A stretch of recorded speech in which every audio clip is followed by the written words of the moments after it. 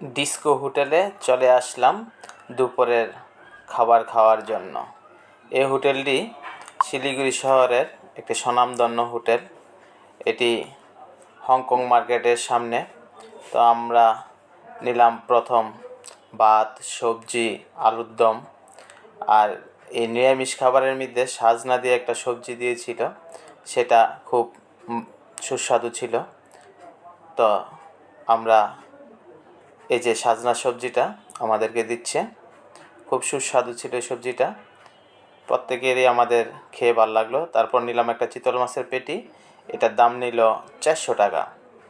তারপর নিয়েছিলাম সাথে আরও ডাল ছিল। চিতল মাছের পেটিটা মটরশুঁটি আর আলু দিয়ে রান্না করেছিল, খুব সুস্বাদু ছিল চিতল মাছের পেটিটা। তো আবার নিয়েছিলাম মাটন কষা, এটাও নিয়েছিল 400 টাকা।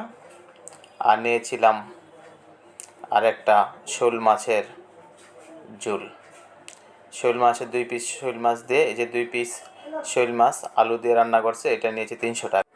নিরামিষ খাবার শেষ করে প্রথম নিয়েছিলাম চিতল মাছ।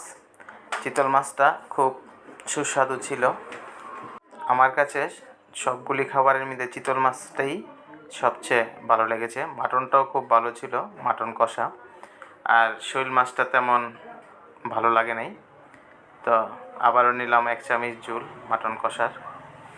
তো শোল মাছটা ছিল আমার বন্ধু শঙ্করের পছন্দের মাছ।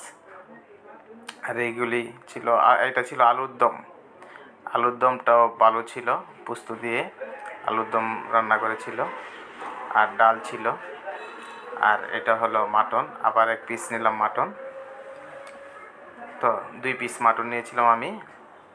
আর এই হলো আমার বন্ধু চন্দন। তা অনেক দিন পর আসলাম শিলিগুড়িতে। এতদিন আমার ভিসা ছিল না, তাই আসতে পারি নাই। তো 3 জন একসাথে আসছি শিলিগুড়িতে।